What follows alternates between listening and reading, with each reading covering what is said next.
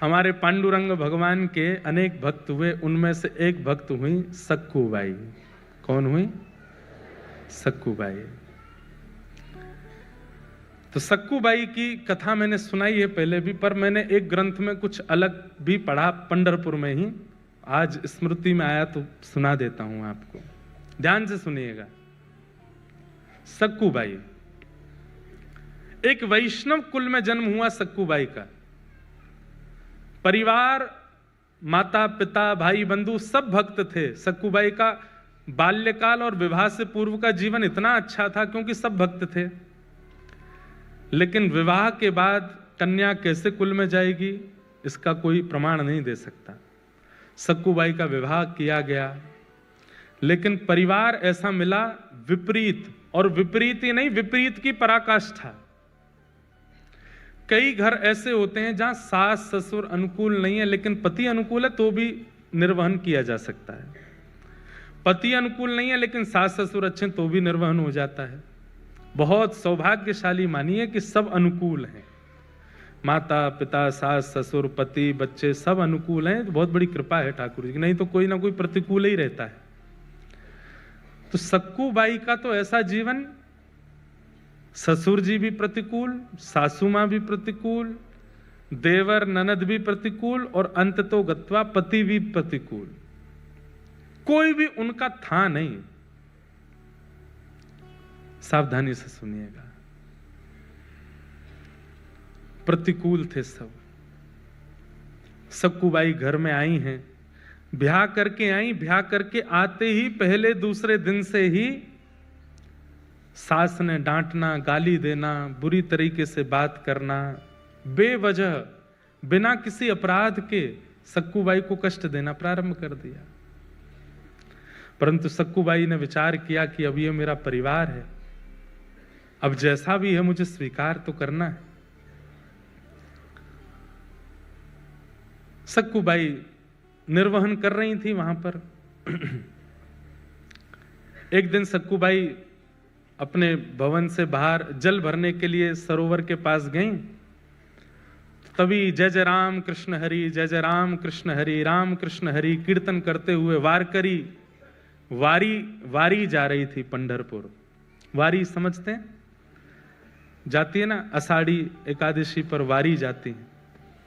मुंबई से भी बहुत वैष्णव, वारकरी वैष्णव जाते हैं। क्या अद्भुत नजारा होता है पंढरपुर के मार्गों का, जगह जगह से वारी आती है। एक बात तो माननी पड़ेगी, भारत में सब जगह भक्त हैं, पर महाराष्ट्र जैसे नहीं है। महाराष्ट्र अद्भुत है। माझे माहेर पंढरी, आहे भीवरे छातेरी, माझी बहन चंद्रभागा, माझी बहन चंद्रभागा, करत से पाप भंग, करत से पाप भंग, करिता से पाप भंग, हो माझे माहिर पंढरी, आहे भीवरे छातेरी,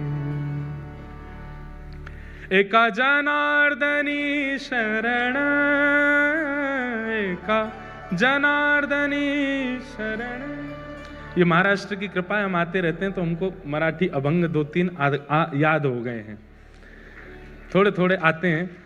पहले तो गलती भी होती थी, अब वो भी नहीं होती, अब तो ऐसे याद हो गए हैं, गा देते हैं। तो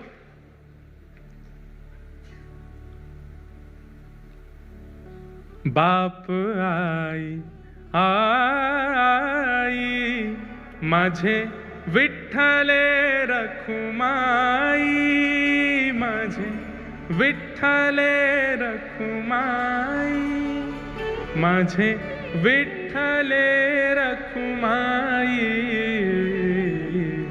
हो माझे माहिर पंढरी, आहे भीवरे छातेरी, आहे भीवरे रे चाहते रे।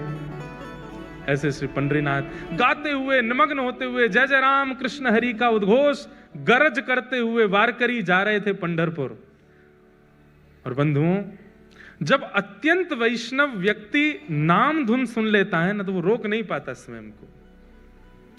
जैसे व्यसनी व्यक्ति को व्यसन की वस्तु दिख जाए तो उसकी जीभ में पानी आता, वो भागता है उस व्यसन वस्तु की ओर। ऐसे ही भक्त जो होते हैं नाम के व्यसनी होते हैं, कथा के व्यसनी होते हैं। कथा के व्यसनी हैं आप सब लोग। आज मुझे बता रहे, बोले महाराज जी योगी सभागृह की गिरिराज जी जैसी परिक्रमा लग रही है, यूं लाइन ऐसे लाइन, इतनी लंबी लाइन, उधर से लाइन।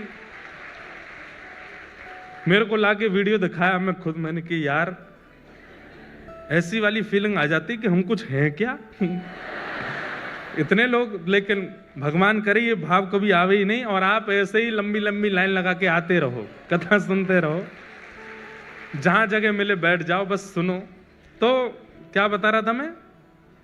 तो व्यसनी होते हैं वैष्णव, कथा सुनने के व्यसनी होते हैं, नाम सुनने के व्यसनी होते हैं।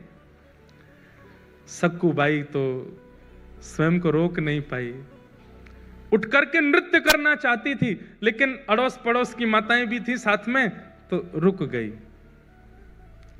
बस देखती रही। नेत्रों से अश्रु गिर रहे हैं, मुख पर प्रसन्नता है, मनी मन नृत्य कर रही है, कुछ नहीं कर सकती। जैसे ही वे वारकरी वारी लेकर के पंढरपुर की ओर बढ़े, उनकी रज उठा करके अपने माथे से लगाने लगी। आपको प्रणाम करती हूं, वंदन करती हूं कि आप लोग पंढरपुर जा रहे हैं, कितने भाग्यशाली हैं आप लोग। मैं तो नहीं जा सकती, मेरे ऊपर तो कृपा नहीं। और इतनी ज्यादा भावुक हो गई कि रोने लगी सक्कूबाई। तभी एक वहां बहन बैठी थी पास में, उसने कहा तू क्यों रोती है, क्या बात है? मुझे पता है तेरे घर से आवाजें आती हैं, तुझे मारते हैं पीटते हैं तेरे घर के सब लोग, मैंने देखा है, बहुत बहुत विचलित हैं, बहुत विचित्र हैं सब लोग। इधर देखो, ध्यान से सुनो, क्या बात है? बोले कुछ नहीं, बस पंढरपुर जाने का मन हो रहा है, पंडरीनाथ विठोबा को देखने का मन हो रहा है। इन सबको देख के इनकी भाग्य की सराहना कर रही हूं कि कितने भाग्यशाली, जाएंगे पंढरपुर में, दर्शन करेंगे, कीर्तन करेंगे, गरज करेंगे, प्रसाद पाएंगे। मैं कहां यहीं पिटती रहूंगी घर में, कुछ नहीं कर सकती। लेकिन ठीक है, मेरा भाग्य ऐसा, मेरा शायद विठोबा ने इसी में मेरा सुख सोचा होगा, नहीं जाऊंगी। तो बोले तू एक काम करना। बोले क्या? तू चली जा, एक बार चली जा यहां से, फिर लौट करके मत आना, वो विठोबा तुझे संभाल लेंगे, तेरी रक्षा कर लेंगे। नहीं नहीं, मैं ऐसा नहीं कर सकती, मेरे माता पिता पे बात आ जाएगी, परिवार छोड़ के कैसे जाऊं मैं।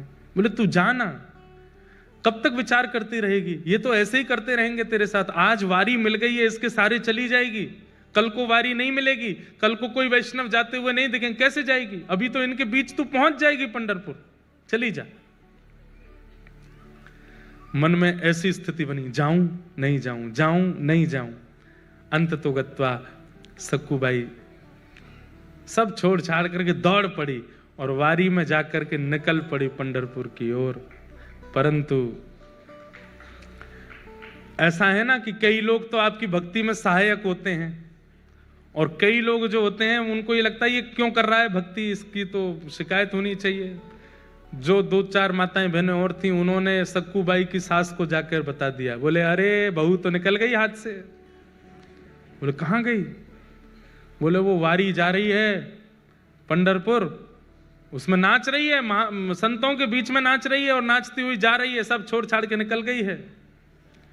तुरंत अपने पुत्र को बुलाया, पति को बुलाया, अरे सक्कूबाई चली गई, उसको पकड़ के लाना है। डंडे लेकर के बड़े बड़े पहुंचे, वारी ज्यादा दूर नहीं जा पाई थी, वहीं सक्कूबाई के केस पकड़ लिए, लेकर के आए वापस। सक्कूबाई के तो अभी भी वही कीर्तन चल रहा था मुखमंडल पर, जय जय राम कृष्ण हरि, जय जय राम कृष्ण हरि। परिवार के लोगों ने लाकर के सक्कूबाई को एक खंबे से बांध दिया और बांध करके एक एक करके सक्कूबाई पर प्रहार करने लगे। नेत्रों में अश्रु भराए, आज रोने लगी फूट फूट करके, हे विठोबा, क्या मैं इतनी बड़ी अपराधी हूं? क्या मैंने इतना प्रारब्ध मेरा गलत है, इतना मैंने जीवन में दोष है जो मैं पंढरपुर नहीं जा सकती, मैं वारी में नहीं जा सकती, मैं कीर्तन नहीं कर सकती? इतना कष्ट, संकट, विपत्ति ये सब मुझको प्राप्त होते हैं, क्या मैं इतनी बड़ी दोषी हूं? और बंधुओं, जब ऐसी परिस्थितियां जाती नहीं है ना, बार बार आती रहती हैं, आती रहती हैं, तो भाई सहना तो भक्त को आता है, पर एक समय ऐसा आता है कि भक्त सहते हुए ठाकुर जी को ही सुना देता है, बोले अब तो बस करो नाथ, आपने जो कुछ दिया मैंने सब स्वीकार किया, पर मैं भी तो एक स्थिति में, कौन सा आपसे वैभव संपत्ति मांग रही हूं, आपका दर्शन ही तो मांग रही हूं। जब ऐसा कह करके सक्कूबाई रोने लगी, परिवार के लोग मारते हुए थक गए, चले गए अंदर। सक्कूबाई खड़ी है, सास ने कह दिया अब इसको ना भोजन मिलेगा ना पानी मिलेगा, यहीं खड़ी रहेगी और सुबह से शाम तक जब जब हम निकलेंगे तब तक मारेंगे इसको। देखूं तो सही कैसे जाती है, दोबारा कभी इसके हृदय में इच्छा, इसकी आत्मा घबराए कीर्तन सुन करके, इतना मारना है इसको। सक्कूबाई भूखी प्यासी खड़ी हैं और रो रही है, विठोबा, विठ्ठल विठ्ठला, विठ्ठल विठ्ठला, विठ्ठल विठ्ठल विठ्ठल विठ्ठल विठ्ठल विठ्ठला, विठ्ठल विठ्ठला, विठ्ठल विठ्ठला, विठ्ठल विठ्ठल विठ्ठल विठ्ठल विठ्ठला, विठ्ठल विठ्ठला, विठ्ठल विठ्ठल विठ्ठल विठ्ठल विठ्ठल विठ्ठला। गाइए,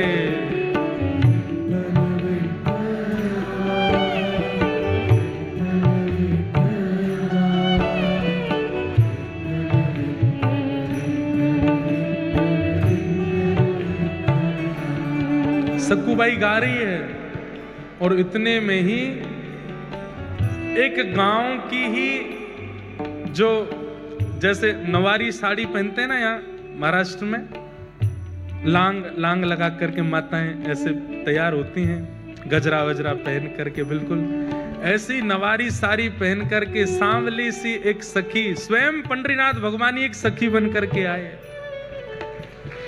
और आकर के सक्कूबाई के पास खड़े हो गए, नेत्र बंद करके अश्रु प्रवाह करती हुई गा रही है। तभी आकर के जैसे ही पंडरीनाथ भगवान ने स्पर्श किया, एक सखी के रूप में आए थे, नेत्र खुले, नेत्र खोल करके देखा, अरे तू क्यों रोती है, क्या बात है? पंढरपुर जाना है, पंडरीनाथ को देखना है, बस वही इच्छा है। तुरंत रस्सी खोलने लगे ठाकुर जी, बोले मत करो, मेरी सास बहुत मारेगी। बोले तू चिंता मत कर, सुन, यहां से पंढरपुर जाने में 1 रात का समय लगेगा, तू चली जा, जाकर के दर्शन कर और दर्शन करके कल रात्रि तक वापस आ जाना, तब तक मैं तेरी जगह खड़ी हो जाती हूं, तू मुझे बांध जा यहां पर, मैं यहां खड़ी रहूंगी। अरे तुम क्यों पीड़ा सहोगी, तुम्हारा तो कोई अपराध नहीं। बोले अपराध तो तेरा भी नहीं है, बदले में मुझे कुछ चाहिए, वो दे देगी। बोले क्या, पूरन पोली बना के खिला दियो मुझे। सक्कूबाई बोली वो तो तुम खुद भी बना सकती हो। नहीं, मैंने सुना तू बहुत अच्छा बनाती, तेरे हाथ का पाऊंगी। ठाकुर जी बोल रहे हैं चली जा, और मैं पूरन पोली की इतनी शौकीन हूं, तू 1 रात भी पिट लूंगी, तू लौट के आएगी, मुझे बस खिला देना, फिर तू आके यहीं खड़ी हो जाना, मैं बांध दूंगी तुझे, अभी तू जा। और आकर के रस्सी खोल दी, सक्कूबाई हट गई, ठाकुर जी खड़े हो गए, बोले सुन मुझे बांध के जा। सक्कूबाई बोली मैं नहीं कर सकती। बोले मैं कह रही हूं मुझे बांध के जा। सक्कूबाई ने ठाकुर जी को बांध दिया। ठाकुर जी खड़े हैं, पंडरीनाथ खड़े हैं, बोले तू जा, विठोबा का दर्शन करके आ। सक्कूबाई प्रणाम करके चली गई। यहां शांत संध्या का समय हुआ और सास ससुर पति सब निकल के आए। ठाकुर जी ने सक्कूबाई का ही रूप धारण कर लिया। जैसे सक्कूबाई के केश खुले थे, घाव थे, वैसे ही बन गए। आकर के फिर से मारना शुरू किया। ठाकुर जी पीड़ा सह रहे, मेरी सक्कू चली जाए, दर्शन करके आ जाए। बंधु, हमें नहीं पता ठाकुर जी कब कहां क्या कर रहे हैं।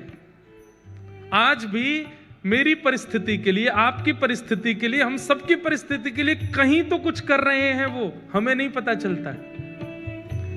कथा सुनना इतने भयंकर कलिकाल में, माया नगरी मुंबई में आसान है। यहां समय भी रोकता है, यहां परिस्थिति भी रोकती है, यहां के लोग भी रोकते हैं कथा सुनने से, फिर भी आप आ रहे हैं। ये विट्ठल कर रहे हैं तभी आप आ रहे हैं।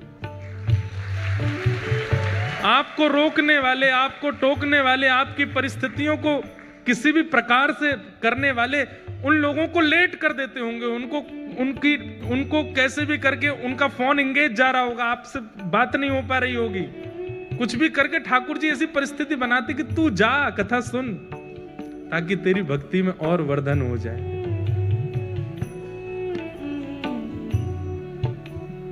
पति मार रहा है, सास ससुर मार रहे हैं, ठाकुर जी पिट रहे हैं खड़े होकर के। और बोले मेरे भक्त को जो कष्ट मिला वो मैं भी तो सहूं। अनुब्रजाम में हम नित्यम पूये ये तन्य रेणु भी। ठाकुर जी कहते हैं मैं नित्य अपने भक्तों के पीछे पीछे घूमता हूं। मेरे भक्त का कोई अपराध करता है तो वो इस बात को निश्चित रखे वो अपराध मेरा भी हो रहा है।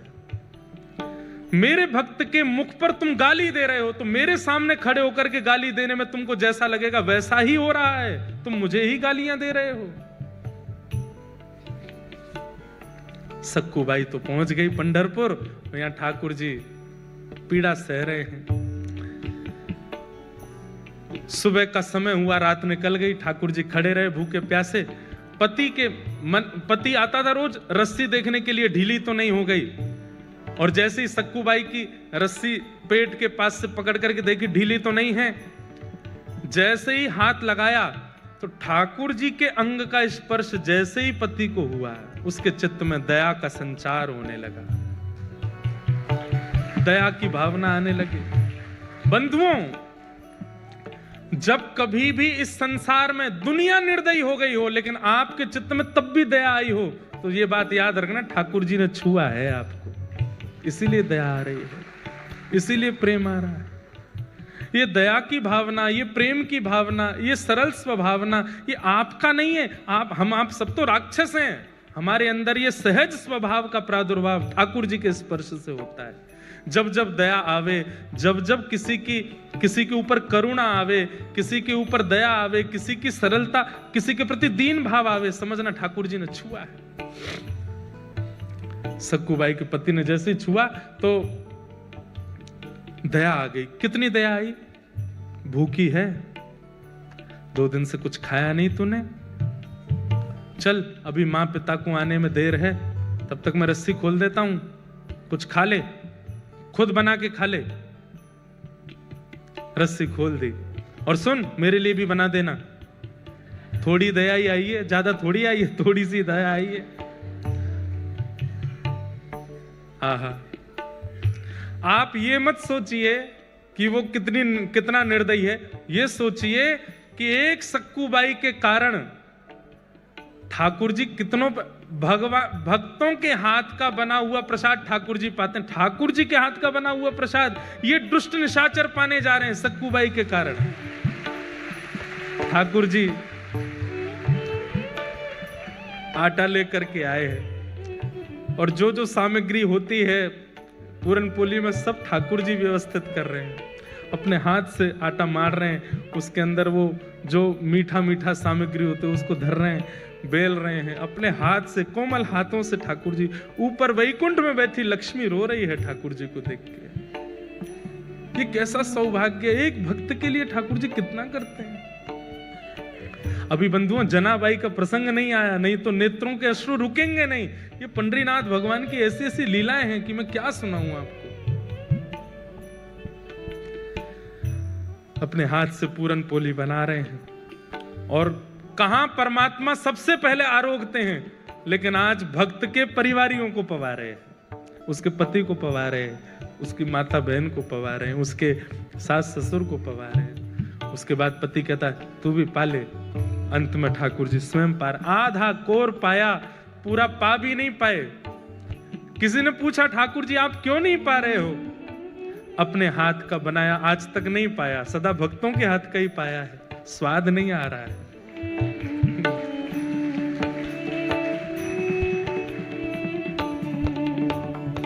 ओ पालन हारे निर्गुण और न्यारे, तुमरे बिन हमरा कौन। ओ पालन हारे निर्गुण और न्यारे, तुमरे बिन हमरा कौन। भैया देखो, बंबई की हर तरीके से वैष्णव लोग बात कहते हैं, माया नगरी कहते हैं, कभी कभी यहाँ के इंडस्ट्री को कुछ कह भी देते हैं, ऐसी पिक्चर बनाते हैं, ये करते हैं। पर इस बंबई नगरी ने कुछ आधुनिक ऐसे कीर्तन भजन भी दिए जिसके लिए धन्यवाद भी कहते हैं। यहाँ की नगरी और यहाँ की इंडस्ट्री ने ऐसे ऐसे भाव भी दिए हैं जो कथा में गाने लायक भी हैं। हमरी उलझन सुलझाओ भगवन, तुमरे बिन हमरा कौन नहीं। हमरी उलझन सुलझाओ भगवन, तुमरे बिन हमरा। पूरन पोली पवादी ठाकुर जी ने स्वयं पाली। पति ने कहा चल आजा, दोबारा खड़ी हो। खड़े हो गए। ठाकुर जी फिर से बांध दिया, फिर से मारना शुरू किया। वहां सक्कूबाई पहुंची है पंढरपुर, और पंढरपुर पहुंचते ही जैसे विठोवा को देखा है, कमर पर हाथ रख के सुंदर ते ध्यान उभे विटेवरी। आहा, ऐसा सुंदर जिनका ध्यान है, उनका प्रत्यक्ष दर्शन करके सक्कूबाई तो मंत्रमुग्ध हो गई। ठाकुर जी के चरणों को स्पर्श करके, हृदय से लगा करके, दर्शन करके इतनी आनंदित हो गई। अब जैसे ही बाहर निकलने लगी, सक्कूबाई तो भूल गई कि मेरा परिवार है, मेरा घर है, मेरा पति है, मेरी सास है, कौन, सब भूल गई। कुछ स्मृति नहीं थी, बस ये लग रहा है कि मैं दूर नहीं जा सकती, मैं आपसे दूर नहीं हो सकती नाथ। ज्यों ज्यों पग भार कर रही है घर से, मंदिर से, त्यों त्यों सक्कूबाई के ऐसा लग रहा है कि मैं कैसे रहूंगी। ये विठोबा जैसे ही दिखने बंद होंगे, मेरी श्वास निकल ना जाए, मेरे प्राण ना चले जाएं। और वही हुआ। जैसे ही सक्कूबाई मंदिर से बाहर आई, विठोबा दिखने बंद हुए। व्याकुल प्राण धरत नहीं धीरज, ऐसे प्राण हो गए सक्कूबाई के। उसी समय एक क्षण में खड़ी खड़ी सक्कूबाई के प्राण निकल गए, ठाकुर जी में विलीन हो गए। वही वारकरी वैष्णव जो वारी लेकर के सक्कूबाई के गांव से निकले थे, वो सब वहां कीर्तन कर रहे थे। तभी देखा कि कोई माता मूर्छित हो गई। दौड़ करके सबने जाकर के देखा, श्वास देखी चल नहीं रही है, नब्ज देखी चल नहीं रही है। वैद्य आए, वैद्यों ने मृतक घोषित कर दिया। वारकरी वालों में से एक बोला, अरे ये तो वो सक्कूबाई है, इसके गांव से ही तो हम लोग निकले थे, जो हमारी वारी में थोड़ी दूर चली, फिर सास ससुर पकड़ के ले गए थे, मारा पीटा, ये वही तो है। सबने मंत्रणा की, बोले कितनी सौभाग्यशाली, ठाकुर जी को देखते देखते प्राण चले गए। अब इसका शव वापस इसके घर पहुंचाना नहीं है, यही संस्कार कर दो इसका। हम लोग करेंगे, हम वैष्णव संस्कार करेंगे। और चंद्रभागा के तट पर जाकर के सक्कूबाई का संस्कार कर दिया वैष्णवों ने। वहां ठाकुर जी बंधे हैं सक्कूबाई बन करके। ठाकुर जी कह रहे हैं, वारी सक्कू तू तो गई, मैं यही खड़ा रह गया। अरे सक्कू ये क्या करके गई?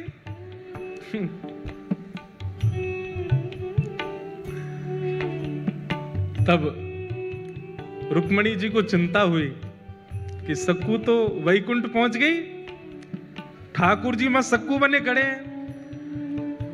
तब ठाकुर जी से कहा, नाथ ये मैं बहुत सह रही हूँ, आप इतना कुछ वहां सह रहे हैं, मैं देख के मेरे को व्याकुलता हो रही है, अब नहीं होगा ये काम, अब कुछ करिए। बोले क्या करूं, सक्कू तो गई, मेरे को यहाँ रहना ही पड़ेगा। बोले नहीं नहीं नहीं, कुछ तो करो। तो ठाकुर जी गए पंडरीनाथ भगवान चंद्रभागा जी के तट पर, और सक्कूबाई की चिता की जो राख थी, उस राख से सक्कूबाई का स्वरूप बना करके पुनः उनको जीवित कर दिया, और जीवित करके कहा, अरे सक्कू, बोली मुझे क्यों आपने वापस इस संसार में बुला लिया? ठाकुर जी बोले मैं बंधा हूं वहां पे। तो बोले वहां जा नाथ, उस नरक में मैं कैसे जाऊं? बोले कुछ नहीं, इतने दिन मेरा संग किया, मेरे हाथ की बनी पूरन पोली खाई है उन्होंने, अब मेरा तो वहां पर पदार्पण हो चुका है, मेरे हाथ में मुझे जो करना था कर लिया। अब तेरे चरण दोबारा जब वहां पड़ेंगे, अब तू परम भक्ता हो गई है, तेरे चरण पड़ते ही वो शुद्ध हो जाएंगे, अब तू वापस जा, और वापस जाकर के वहां पर व्यवस्थित हो। सक्कूबाई अर्धरात्रि के समय पहुंची, ठाकुर जी में सक्कूबाई बने खड़े थे, उनको मुक्त किया। मुक्त करके ठाकुर जी तो अंतर ध्यान हो गए, कृपा करके सक्कूबाई वहां आकर के खड़ी हो गई। आज सुबह उठते ही पता नहीं क्या सास ने रात में स्वप्न में कुछ देखा, पति को कुछ हुआ, सब ने आकर के सक्कूबाई को खोल दिया। तो सक्कूबाई तो ठाकुर जी तो जा चुके, सक्कूबाई आ गई। सबने कहा सक्कू, अब हमें लगता हमने तुझे बहुत पीड़ा दी, बहुत तुझ पर अत्याचार किया, अब तू हमारी है, तू हमारे साथ प्रेम से रह। लेकिन अभी भी थोड़ा रोष और क्रोध तो उनके मन में था ही, तो थोड़ा इतनी ज्यादा दयावंत तो हुए नहीं। लेकिन अब घटना क्या घटी, वो जो वारकरी वैष्णव जिन्होंने संस्कार किया था सक्कूबाई का, तो सक्कूबाई के वस्त्र और आभूषण वो लेकर के बोले वो घर पे दे चलते हैं, और थोड़ी सी अस्थियां भी ले ली थी। बोले उसको पति को कह देंगे नदी में बहा देना। यहां सक्कूबाई झाड़ू लगा रही थी घर में। जैसे ही वो वारकरी वैष्णव आए, घर में प्रवेश करती पहला तो मूर्छित ही हो गया। दूसरा बोला क्या हुआ क्या हुआ? बोले देख भूत। भीतर देखा तो सक्कूबाई झाड़ू लगा रही है। इतने में सास ससुर सब आए, बोले अरे इतने सारे ये वारकरी यहां कैसे? बोले हमें समझ नहीं आ रहा है ये हुआ क्या है। बोले क्यों? तो वस्त्र दिखाए तो सक्कू के वस्त्र, वही वस्त्र वही आभूषण वो जो पहनती थी वो सब कुछ था। और बोले ये क्या है? बोले मटके में अस्थियां हैं। बोले किसकी? बोले इनकी। सब अस्त व्यस्त हो गए। तो फिर सक्कूबाई ने पूरी कहानी बताई। बोले कि मैं तो यहाँ थी नहीं, मैं तो पंढरपुर में थी, ठाकुर जी का दर्शन करने के लिए गई थी, वहीं मेरे प्राण चले गए, तो आप सबने मेरा संस्कार कर दिया, तो फिर तुम दोबारा जीवित कैसे हुई? बोले कि मैं गई पंढरपुर और मेरे पीछे से पूछो ये लोग क्या कर रहे थे। बोले आप लोग क्या? बोले हम तो सक्कू को रोज मारते थे, उससे पूरन पोली बनवाते थे। बोले सक्कू तो पंढरपुर में थी, तो यहाँ किसको मार रहे थे? तब सक्कूबाई के नेत्र सजल हो गए। बोले पंडरीनाथ खड़े थे यहाँ पर, वही कर रहे थे सब। ये सुनते ही परिवार के लोग तो घुटनों पर बैठ गए, रोने लगे। बोले हमने ठाकुर जी को मारा, हमने ठाकुर जी से पूरन पोली बनवाई, हमने ठाकुर जी से सेवा करवाई। सब देख करके आश्चर्यचकित हो गए। बोले अब क्या करें? बोले बस अब सब छोड़ो, जिन्होंने हमारे लिए इतना कुछ किया, अब उन्हीं के नगर में चलो। और सब छोड़ करके श्री सक्कूबाई अपने पूरे परिवार के सहित पंढरपुर चली गई और श्री पंडरीनाथ भगवान के चरणों में विराजमान होकर के अपना शेष जीवन वहीं व्यतीत कर दिया। तो ये जितने प्रश्न आपके आए हैं, विपरीत हैं, आदि हैं, इसमें एक बात आपने नोट की, आप उनमें भी दोष मत देखो।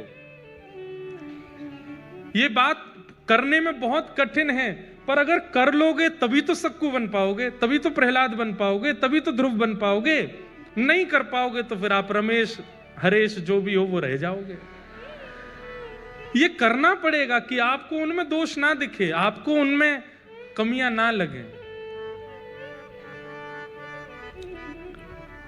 हाँ, ऐसी सक्कूबाई परिवार सहित ठाकुर जी की होगी। बंधुओं, एक वैष्णव जब एक परिवार में होता है, एक वैष्णव जब अपनी एक मित्र मंडली में होता है, एक वैष्णव जब एक परिस्थिति में होता है, उसका दायित्व बनता है कि वो औरों को भी वैष्णव बनावे, जिद करके नहीं, लड़ करके नहीं, बस अपनी प्रक्रिया और अपने व्यवहार से सबको वैष्णव बना दे।